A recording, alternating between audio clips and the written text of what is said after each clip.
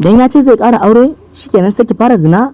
To mai sauraro, babban dalilin da yasa wato jarumi Ado Gwanja ya saki matarsa kenan. Dama hakan ne ya faru, cikakken mutum muke tare da shi a cikin wannan channel namu mai albarka mai suna Hausawa Kano TV. To amma mai sauraro, idan wannan shine zuwanka na farko, ka samu hannunka mai albarka, ka danna mana subscribe, kana ka danna mana alamar kararrawa. Dan hakan shine zai baka damar samun zafafan labaran mu kuma da zarar mun dora. Mun ka gode da ziyartar wannan channel namu mai albarka mai suna Hausawa Kano TV.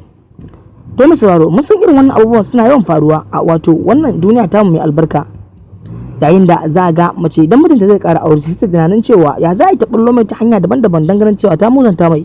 Wasu matan zuga kawaye ne, wasu kuma shidan ne yake rudar zuciyarsu dan ganin cewa ya tura su wata hanya mara kyau dan ganin cewa sun saba wa addinin musulunci. Yayin da ita ma wannan jaruma muna ta cikakken batun a cikin wannan namu mai albarka. Idan ba za ku manta ba, kafin ya aure wannan jaruma yana matukar kaunarta har waka sai da mata. To amma bayan ya aure ta, babban dalilin da ya raba su muke tare shi a cikin wannan namu mai albarka. Bidiyon da na ganshi yana akan social media, ni kaina abin ya wato dame ni a cikin zuciyata. Ban yi tunanin hakan za ta iya faɗuwa ba. To amma mai sauraro, ka san cewa a kowane irin lokaci kuma a kowace irin jama'a ana samun irin wannan. Bari ma a yanzu akwai wanda zai auri mace kawai dan ganin cewa tana da jiki mai kyau, akwai kuma wanda zai aure ta dan ganin cewa tana da dukiya. Su ma haka ne matan ta bangaren nasu, su ma wasu suna auren ka ne kawai tsakani da Allah, wasu kuma za su aure ka ne dan dukiyarka.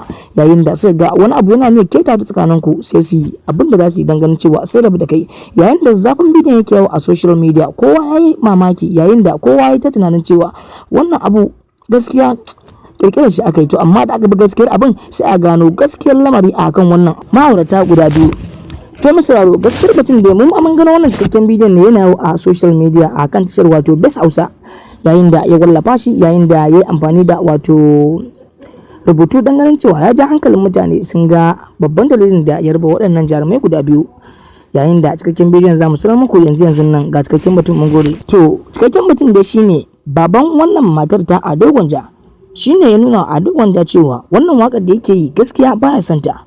Shi kuma Ado Gwanja ya ga cewa waka ta yi masa rana, domin waka da ita da shi dalilin waka yasa ya auri wannan jaruma har suke zo ita yanzu. Yayin da babanta ya masa, ita ma yarinya shi ne take ganin cewa babanta ya magana kuma ya dauke kai akan maganar, shine ita ma ko ita yake cewa gaskiya ba za ta iya zama da shi ba sai ya daina waka. Shi kuma jarumi ya ga ba zai iya juriya ba, ko ni ne wallahi tallahi ba zan iya juriya ba. To mu saurara, mun gode kallon wannan channel namu mai albarka mai suna Hausawa Kano TV. Kar ku manta da subscribe, like and share. Mun gode kallon wannan channel namu mai albarka. Mun gode masu sauraro.